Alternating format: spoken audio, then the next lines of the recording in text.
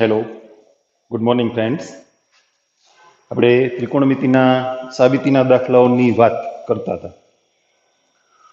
તમે પીડીએફમાંથી પ્રેક્ટિસ પણ કરતા હશો.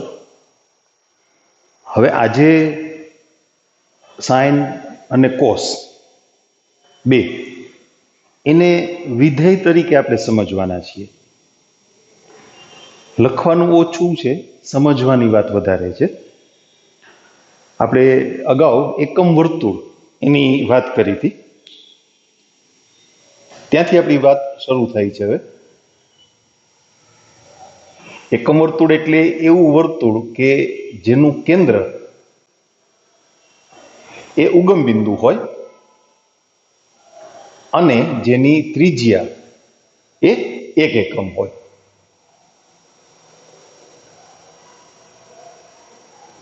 એનું કેન્દ્ર માનો કે આપણે એને સી કહીએ તો એ ઉગમ બિંદુ છે. હવે ઉગમ બિંદુને કેન્દ્ર તરીકે લઈ અને વર્તુળ દોર્યું હોય એટલે વર્તુળ અક્ષોને જુદા જુદા ચાર બિંદુઓમાં છેદશે. આપણે એને એ, બી, એ ડેશ અને બી ડેશ આવા નામથી ઓળખશું.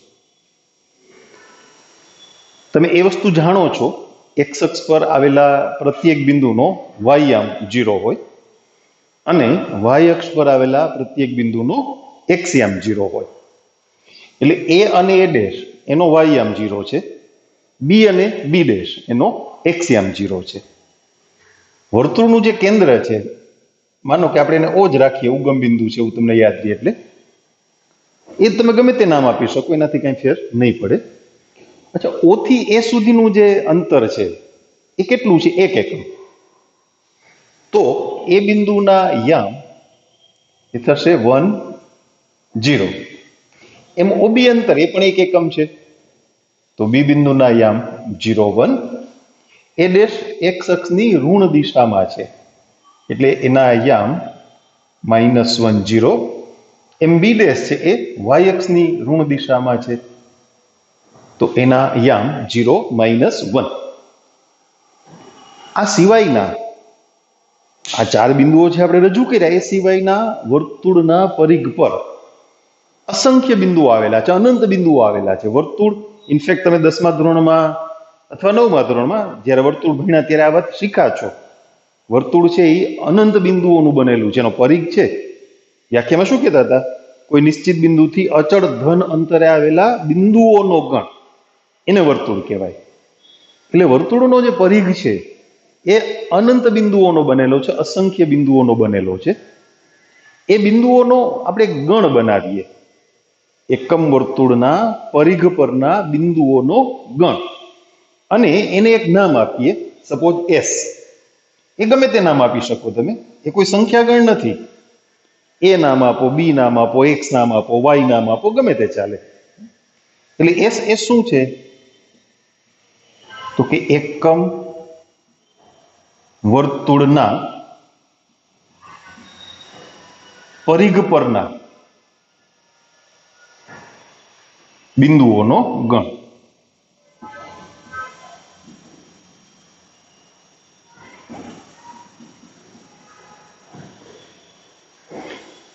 તમે વાસ્તવિક સંખ્યા રેખા આ શબ્દ શીખી ગયા છો. સંખ્યા રેખા દોરવાની હોય તો શું કરતા હતા? આ રીતે રેખા દોરી અને સૌથી પહેલા 0 ને સંગત બિંદુ એ નક્કી કરતા હતા. પછી આ તરફ ચાલો, આ દિશામાં, તો ધન સંખ્યાઓ, હું ટૂંકમાં લખું છું પોઝિટિવ, ધન સંખ્યાઓને સંગત બિંદુઓ મૂકતા હતા. અને ડાબી તરફ ચાલો તો ઋણ સંખ્યાઓને સંગત બિંદુ, નેગેટિવ. આપણે રેડિયન માપની જ્યારે વ્યાખ્યા આપી, કોઈ પણ વર્તુળમાં વર્તુળની ત્રિજ્યા જેટલી લંબાઈની ચાપ કેન્દ્ર આગળ જે ખૂણો બનાવે એને 1 રેડિયન માપનો ખૂણો કહેવાય.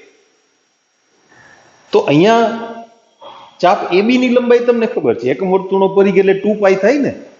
પરિઘનું સૂત્ર શું? 2πr. પણ આપણા વર્તુળમાં r ત્રિજ્યાનું મૂલ્ય કેટલું? 1. એટલે પરિઘની લંબાઈ કેટલી થઈ? 2π. તો a થી b સુધી એટલે ચોથો ભાગ થયો ને, એ લંબાઈ કેટલી થઈ? π/2. અહીંયા તમે આમ એક એકમ માપો, તમે સ્કેલ લીધો 1 સેન્ટીમીટર 1 એકમ, તો અહીંયા 1 મૂકો, અહીંયા 2 મૂકો, એટલે આ ડિસ્ટન્સ કેટલું થયું? 1 એકમ, આ 2 એકમ. તો a થી b સુધીનું અંતર કેટલું છે? π/2. બરાબર? તો બિંદુ b ને આપણે વાસ્તવિક સંખ્યા π/2 માટે નક્કી કરીએ છીએ. એ કેવું છે જો, તમે આ સંખ્યા રેખાને આમ જોજો, બરાબર જોજો આપણે કેમ ટ્વિસ્ટ કરીએ છીએ. એ આમ ટ્વિસ્ટ કરો અને અહીંયા લઈ આવો.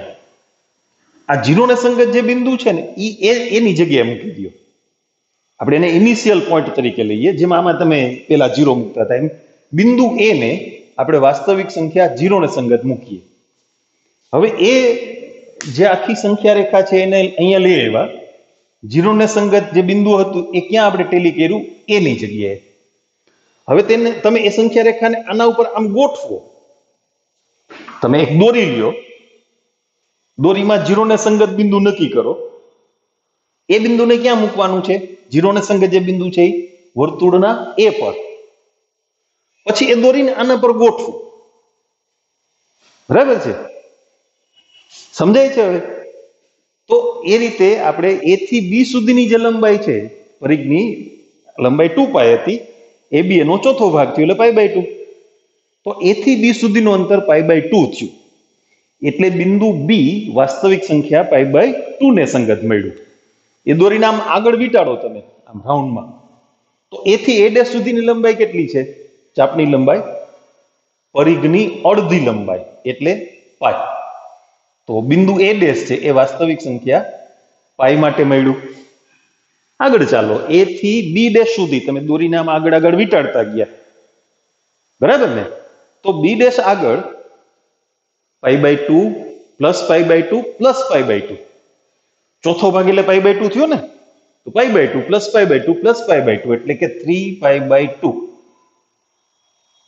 તો બિંદુ b' છે એ વાસ્તવિક સંખ્યા 3π/2 ને સંગત મળે. દોરી તો વીંટાળતા જ જવાનું છે, કારણ કે આ દોરી અનંત સુધી વિસ્તરેલી છે, બંને છેડા અનંત સુધી વિસ્તરેલા છે. રેખા છે ને, રેખાની જગ્યાએ આપણે દોરી વિચારીએ છીએ, સમજીએ છીએ. એટલે એ દોરી કેવી છે? અનંત સુધી વિસ્તરેલી. તો આ બિંદુને તમે અહીંયા ફિક્સ કરી દીધું, માની લ્યો કે આ દોરીમાં ગાંઠ મારીને ટાંચણી મારીને બિંદુ મૂકી દીધું. હવે ધન બાજુનો જે છેડો છે ક્યાં આવ્યો? ઉપર. હવે તમે વીંટતા જાઓ, વીંટતા જાઓ, વીંટતા જાઓ વર્તુળ પર. ક્યાં સુધી વીંટશો? અનંત સુધી. બરાબર? તો અહીંયા પાછા આવશો તમે એટલે પરિઘની લંબાઈ કેટલી થઈ? 2π. પાછા આગળ ચાલો એટલે વળી પાછી લંબાઈ કેટલી વધી? π/2 જેટલી. તો 2π પ્લસ π/2 એટલે થશે 5π/2. વળી પાછા આ દિશામાં ચાલતા જ જવાનું છે. આપણે આ રીતે ગોઠવણ કરી છે. આ ડાયરેક્શનમાં કેવી સંખ્યાઓની વાત કરવાની છે? પોઝિટિવ. નેગેટિવની વાત એ કરશું પછી, કારણ કે બીજો છેડો છે હજી આપણે વિટાડવાનો. વળી પાછા π/2 ઉમેરો. 5π/2 પ્લસ π/2 એટલે શું થશે? 3π. 3π માં ફરીથી π/2 ઉમેરો, એ થશે 7π/2. અગેન π/2 એડ કરો, 4π. આવું અનંત સુધી ચાલશે, કારણ કે દોરીનો પોઝિટિવ ડાયરેક્શનનો છેડો અનંત સુધી વિસ્તરેલો છે. આમ હજી આ છેડો બાકી છે ને. આપણે દોરીને કઈ રીતે ગોઠવી? આખી આ દોરી છે માની લ્યો, તો આને ઉપાડીને અહીંયા મૂકી. આ બાજુ પોઝિટિવ ડાયરેક્શનનો જે છેડો છે આમ વિટાડતા વિટાડતા વિટાડતા આનંદ સુધી ચાલવાની વાત કરતા હતા. તો અહીંયા છેડો બાકી છે ને, એને આમ વિટાડવાનો છે. પણ આ બાજુ તો ઋણ સંખ્યાઓ આવે ને. તમે માની લ્યો કે તમારી ફૂટપટ્ટીથી આ 1 સેન્ટીમીટર માપ લીધું, એટલે વાસ્તવિક સંખ્યા 1 ને સંગત બિંદુ મૂક્યું. તો ફૂટપટ્ટીથી આ બાજુ તમે 1 સેન્ટીમીટર માપ લેશો, તો આ બિંદુને તમે વાસ્તવિક સંખ્યા 1 માટે નહીં કહો. કોના માટે હશે? -1 માટે. તો આ તરફ ચાલો એટલે a થી b' સુધીની જે લંબાઈ છે એ તો π/2 જ છે, પરિઘનો ચોથો ભાગ.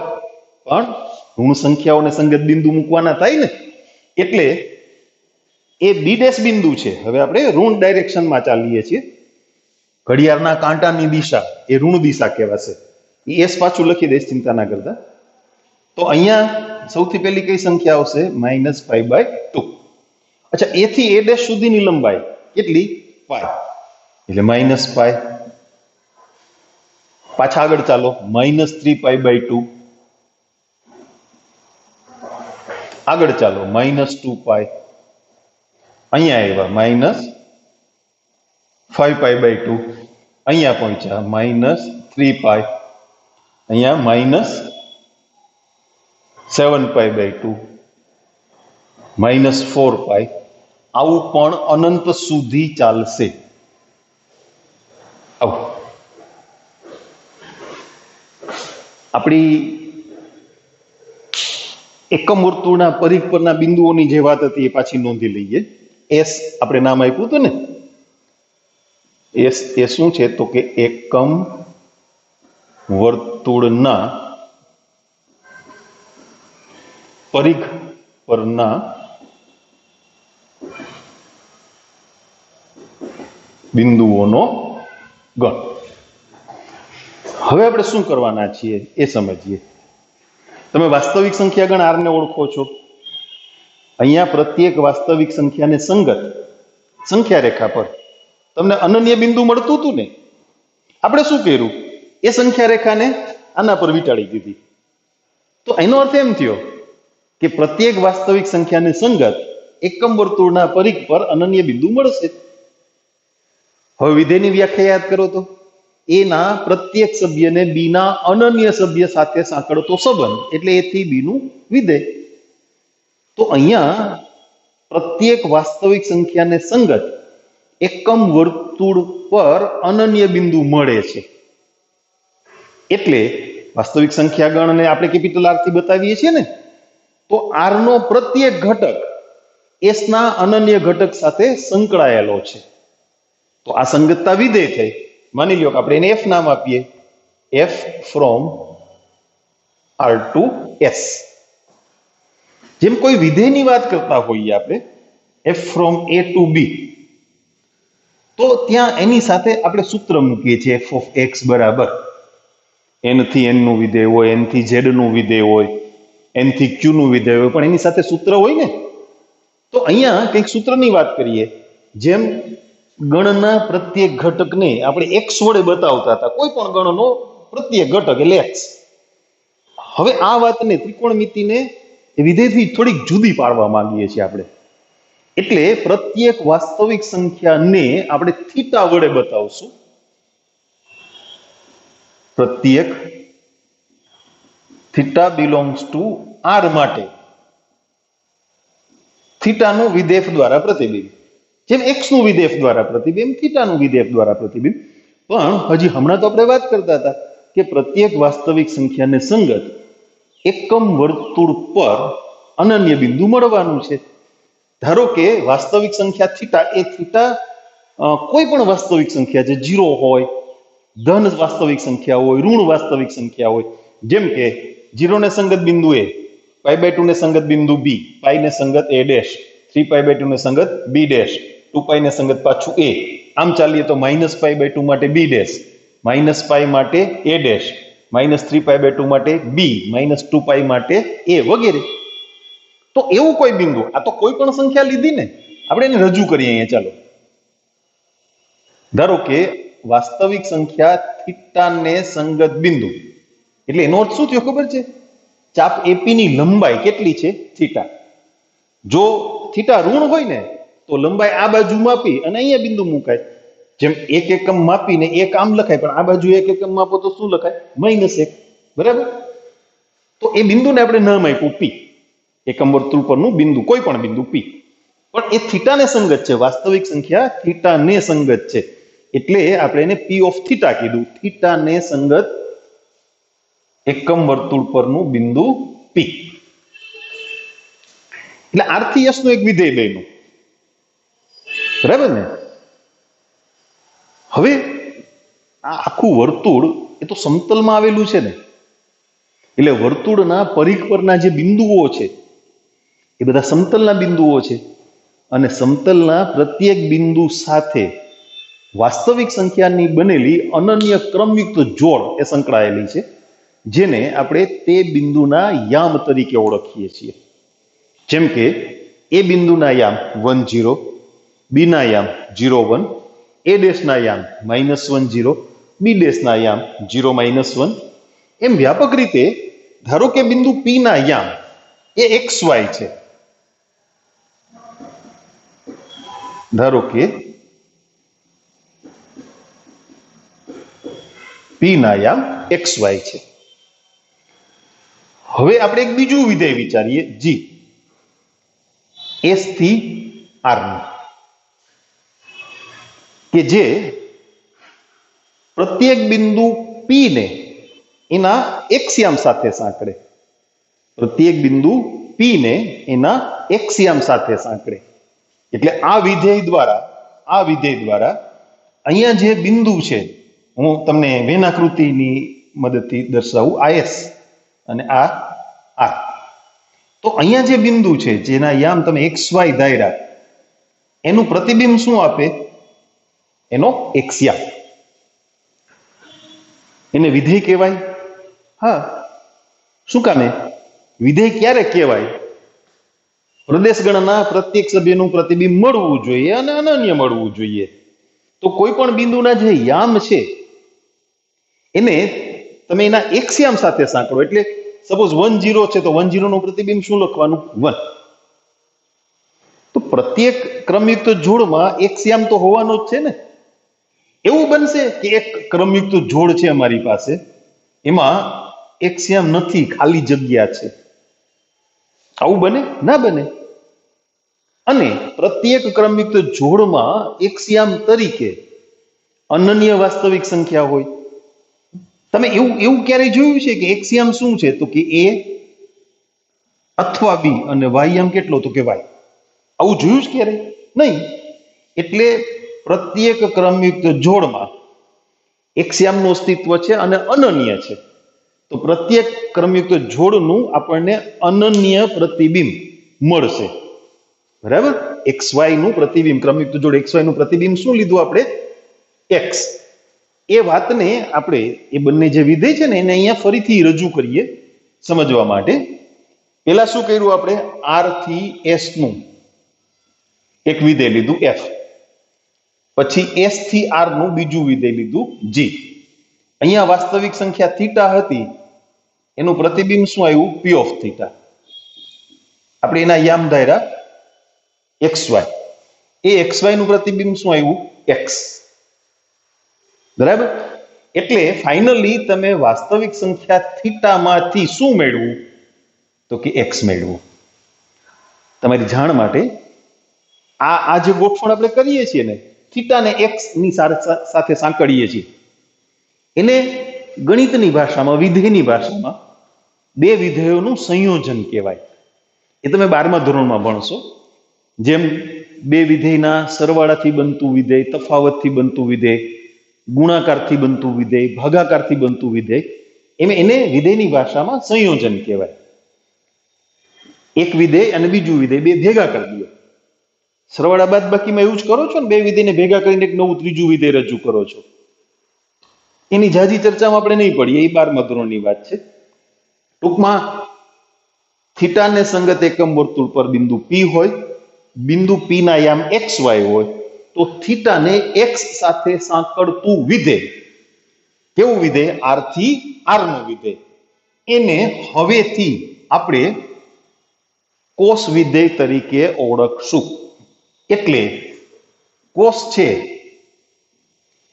એ R થી R નું વિધેય છે અને પ્રત્યેક વાસ્તવિક સંખ્યા થીટાનું કોસ વિધેય દ્વારા પ્રતિબિંબ. For every theta belongs to R, cos of theta equal to X. પછીથી આને તમે ટૂંકમાં લખવા માંડ્યા cos theta. એ એકચ્યુઅલી cos કાઉન્સમાં થીટા છે. થીટાનું કોસ વિધેય દ્વારા પ્રતિબિંબ. થીટા શું છે? વાસ્તવિક સંખ્યા. X એ પણ વાસ્તવિક સંખ્યા. તમે કોસ થીટા એટલે પાસેની બાજુ છેદમાં કર્ણ એવું ભણ્યા છો ને? હમણાં આવ્યો, નિરાત રાખો, એ વાત પણ આવી જશે હમણાં. આપણી પાસે એક બીજો અવકાશ હતો અહીંયા.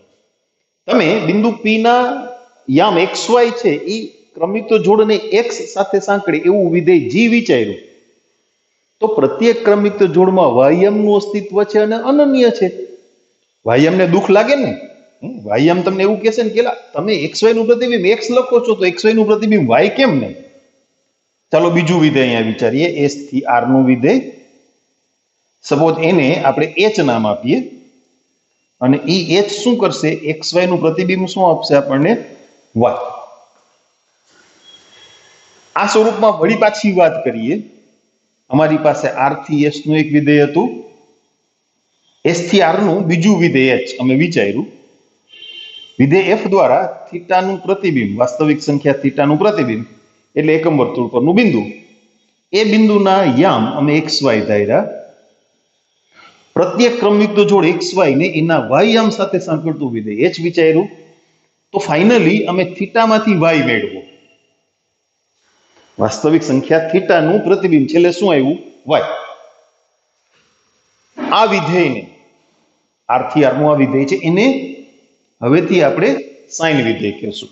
અચ્છા, તમારી જાણ માટે આ કોસ વિધેયનું આખું નામ છે કોસાઇન, COSINE, પણ એને આપણે ટૂંકમાં લખીએ છીએ કોસ. એમ સાઇન ટૂંકમાં લખો છો ને, એ આખું છે સાઇન. કમ્પ્લીટ નામ છે સાઇન, પણ ટૂંકમાં લખાય છે SIN. તો સાઇન છે એ r થી r નું વિધેય છે અને પ્રત્યેક વાસ્તવિક સંખ્યા થીટાનું સાઇન વિધેય દ્વારા પ્રતિબિંબ શું છે? y. એને ટૂંકમાં લખો છો તમે સાઇન થીટા બરાબર y. તમારી પેલી ગુણોત્તર વાળી વાત, હલો એ તાજી કરી લઈએ. એ સાચી હતી, ખોટી નથી. તમને એમ થાય કે તો આ સાચું કે પહેલું? બે સાચું છે. જો આ બિંદુના યામ એ તમે XY ધારો. હવે P બિંદુમાંથી અહીંયા લંબ દોરો x અક્ષ પર. ધારો કે એ લંબનો લંબપાદ m છે, તો તમે જાણો છો કે આ OM અંતર x જેટલું છે અને PM અંતર y જેટલું. એકમ વર્તુળની ત્રિજ્યા કેટલી? 1. વાસ્તવિક સંખ્યા થીટાને સંગત બિંદુ છે એટલે આ ખૂણાનું રેડિયન માપ, વાસ્તવિક માપ કેટલું? થીટા. હવે જુઓ તો કોસ થીટા એટલે પાસેની બાજુ છેદમાં કર્ણ એટલે x, સાઇન થીટા એટલે સામેની બાજુ છેદમાં કર્ણ એટલે y. થઈ ગયું ને ટેલી? આવી ગયા ને પાછા ત્યાં? બરાબર છે. તો આપણે સાઇન અને કોસ બે વિધેય વ્યાખ્યાયિત કર્યા. સાઇન r થી r નું વિધેય સાઇન થીટા બરાબર y, બિંદુનો y યામ. વાસ્તવિક સંખ્યા થીટાને સંગત એકમ વર્તુળ પર મળતા બિંદુ, એકમ વર્તુળ પર મળતા અનન્ય બિંદુ. ફરીથી, પ્રત્યેક વાસ્તવિક સંખ્યા થીટાને સંગત એકમ વર્તુળ પર મળતા અનન્ય બિંદુ P ના યામ XY હોય તો થીટાને x સાથે સાંકળતા વિધેયને કોસ વિધેય કહે છે અને થીટાને y સાથે સાંકળતા વિધેયને સાઇન વિધેય કહે છે. હાલો, એટલી વાત પેલા નોંધી લઈએ, પછી આગળ ઉપર પાછી ચર્ચા કરશું.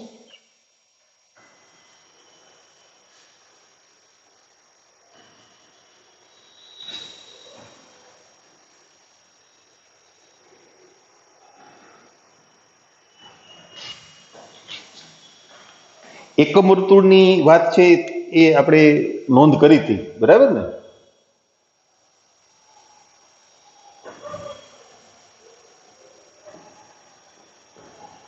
કોસાઇન વિધેય.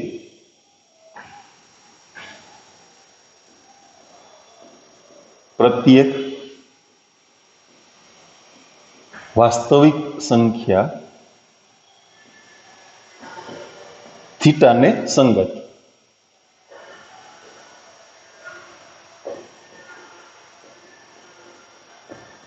એકમ વર્તુળ પર મળતા અનન્ય બિંદુ P ના યામ XY હોય તો થીટાને x સાથે સાંકળતા વિધેયને કોસાઇન, ટૂંકમાં કોસ વિધેય કહે છે.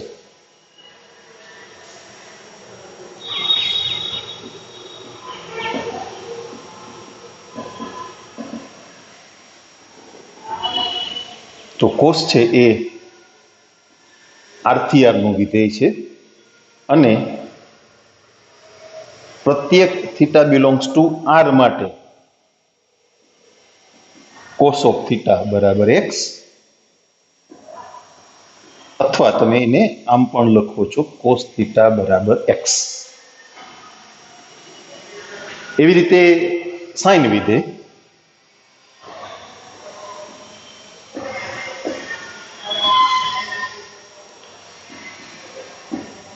પ્રત્યેક વાસ્તવિક સંખ્યા થીટાને સંગત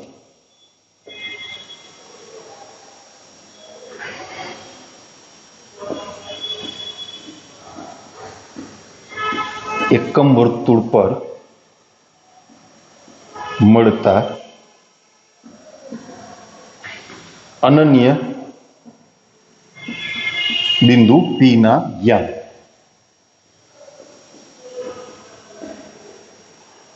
XY હોય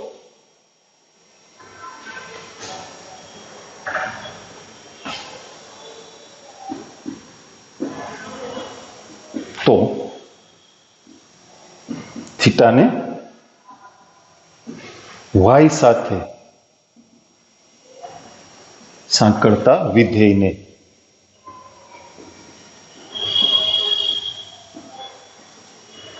સાઇન, ટૂંકમાં SIN વિધેય કહે છે.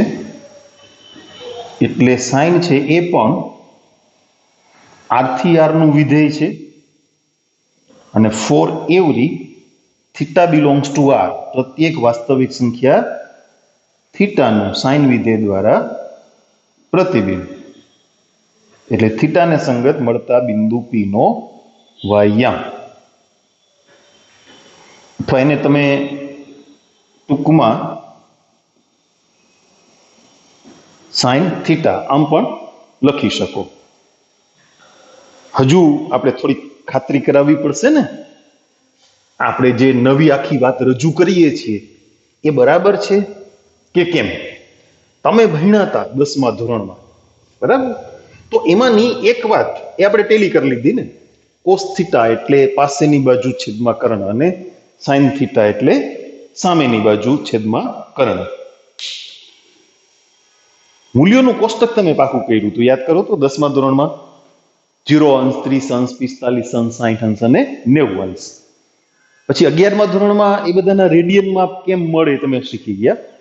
0 અંશ એટલે 0 રેડિયન, 30 અંશ એટલે રેડિયન માપમાં π/6, 45 અંશ એટલે π/4, 60 અંશ એટલે π/3 અને 90 અંશ એટલે π/2. તો એમાંથી 0 રેડિયન તમે કોષ્ટક યાદ કરો તો cos 0 1 હતા. 0 અંશ માટે કોસનું મૂલ્ય 1 હતું ને, તો cos 0 1 જ થાય, કારણ કે કોસ વિધેય દ્વારા વાસ્તવિક સંખ્યાનું કોસ વિધેય દ્વારા પ્રતિબિંબ એટલે શું? તો કે એ સંખ્યાને સંગત જે બિંદુ હોય ને એનો એક્સયામ. વાસ્તવિક સંખ્યા 0 ને સંગત બિંદુ એ હતું, એ બિંદુનો એક્સયામ કેટલો? 1. એટલે cos 0 1, cos 90 ડિગ્રી એટલે રેડિયનમાં કેટલું? π/2. તો cos 90 કેટલા હતા?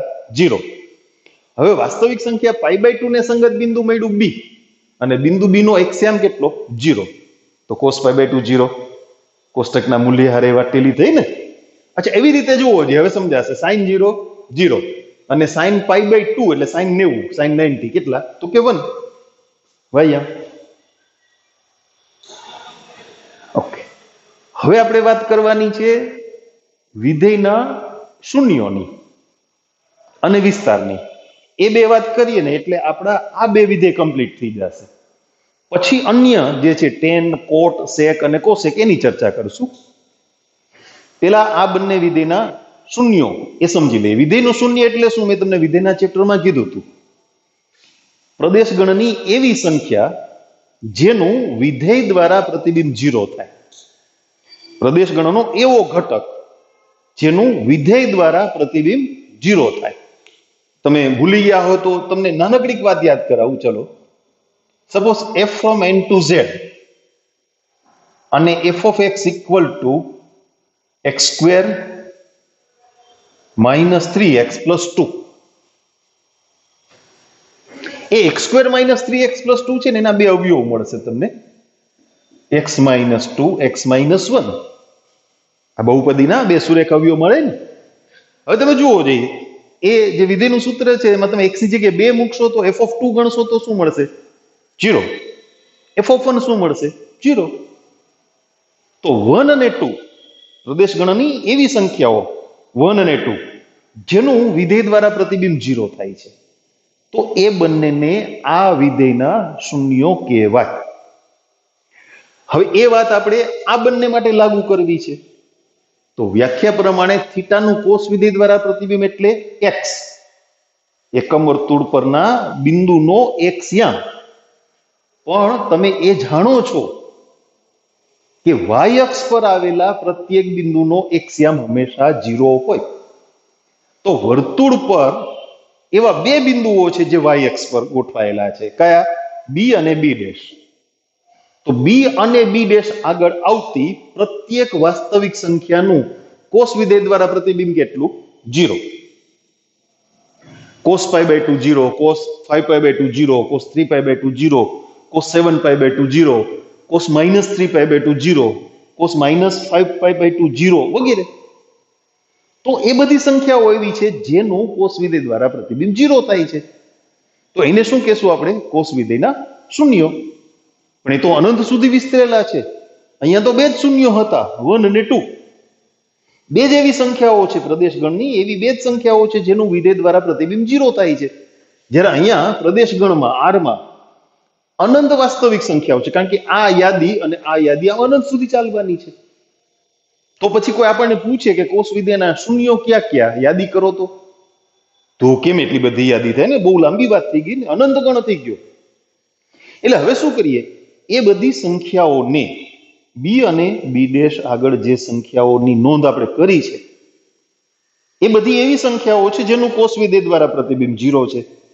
તો એ બધી સંખ્યાઓને વ્યવસ્થિત ચડતા ક્રમમાં ગોઠવીને લખીએ.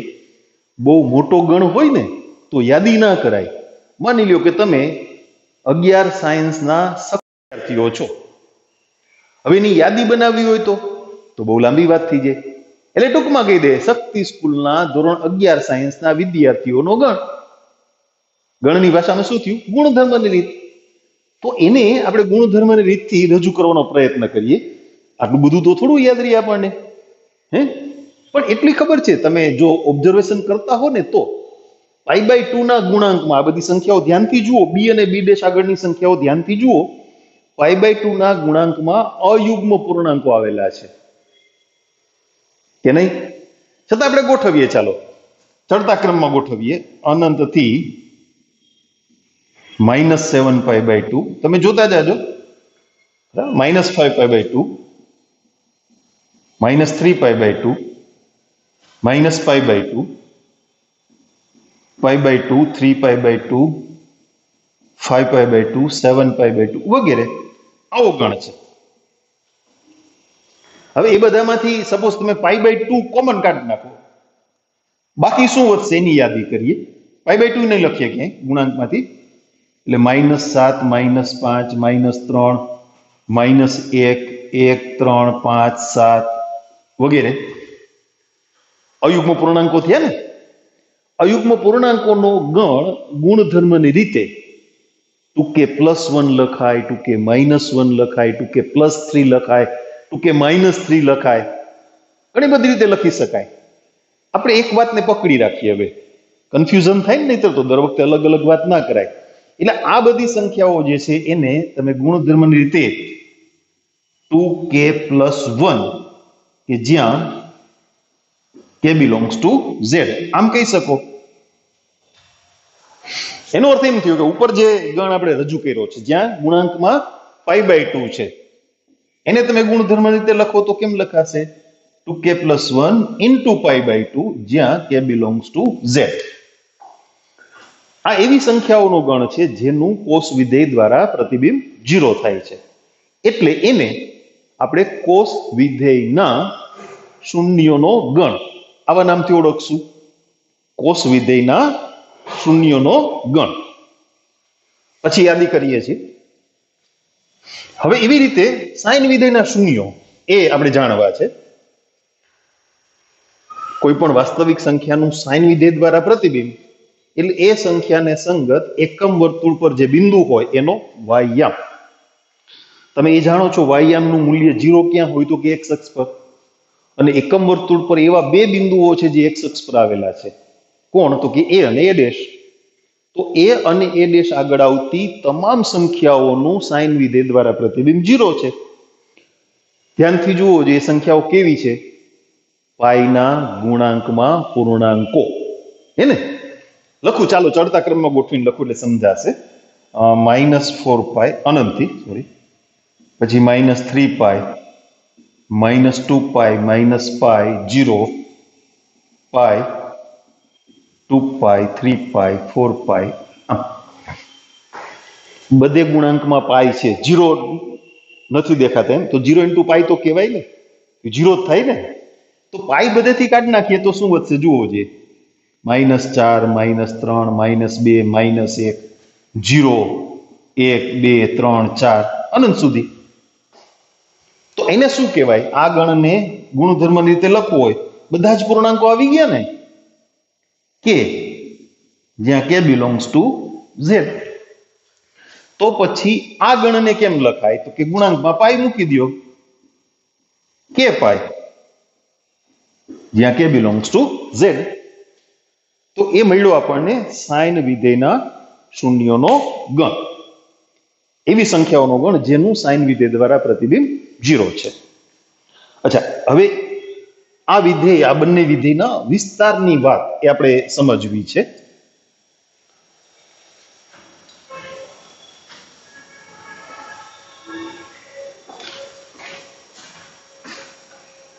આપણે વ્યાખ્યામાં શું કીધું? કોસ થીટા એટલે x, એટલે થીટાનું કોસ વિધેય દ્વારા પ્રતિબિંબ એ શું છે તો કે થીટાને સંગત એકમ વર્તુળ પર જે અનન્ય બિંદુ મળે છે એનો x-યામ. બરાબર ને? તો બધી જ વાસ્તવિક સંખ્યાઓના પ્રતિબિંબ રૂપે શું મળશે? પ્રતિબિંબ રૂપે મળતી કિંમતોનો ગણ એને વિસ્તાર ગણ કહેવાય ને. તો x ની કિંમતો કેવી હશે તો કે એકમ વર્તુળ પર એ બિંદુ x-યામ કેટલો? 1. પછી આમ ચાલશો ને એટલે ક્રમશઃ x-યામનું મૂલ્ય ઘટતું જશે, અહીંયા 0 થઈ જશે.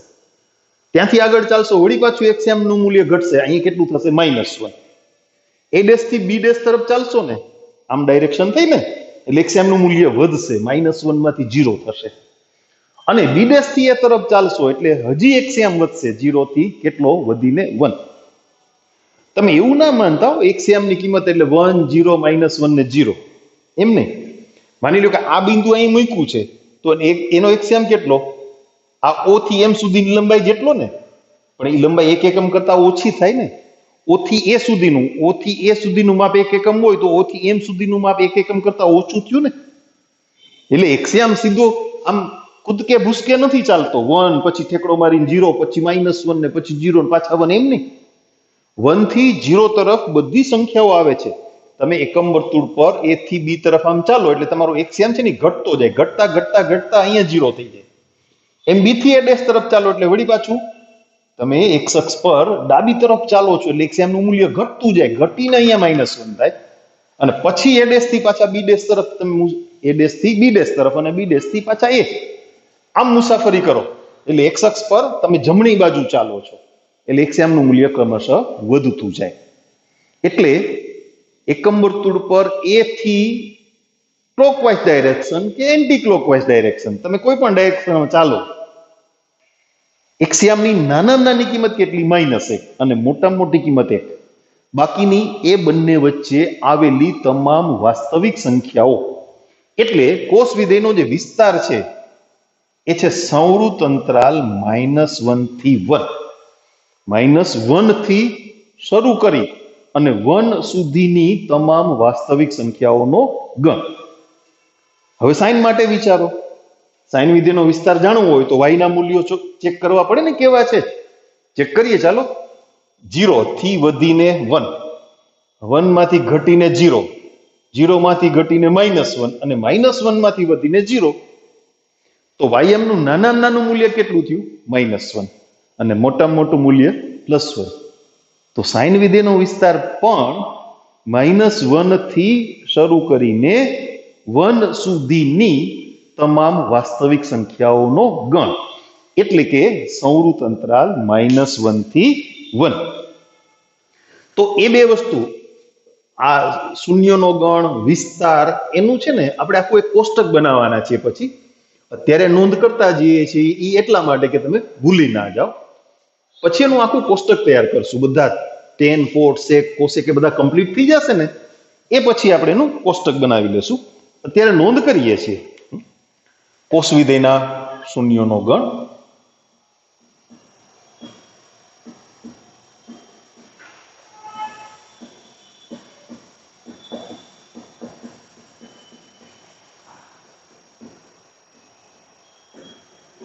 k + 1 into π/2, જ્યાં k belongs to z. એમ સાઈન વિધેયના શૂન્યનો ગણ.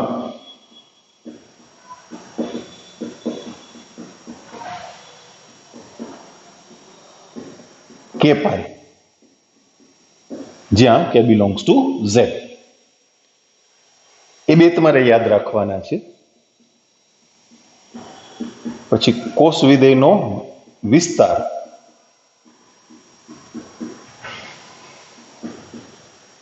સંવૃત અંતરાલ -1 થી 1.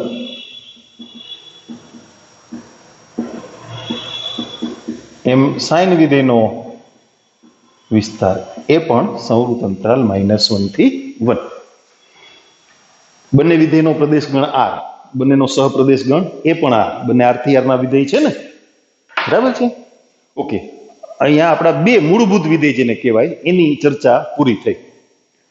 હવે આગળની ચર્ચામાં, નેક્સ્ટ લેક્ચરમાં આપણે બાકીના જે tan, cot, sec, cosec બધા વિધેય જ છે, આપણે એને સમજશું. અને પછી એ બધાના પ્રદેશ, વિસ્તાર, શૂન્યનો ગણ, આ બધાની યાદી એ તૈયાર કરી લેશું. ઓકે.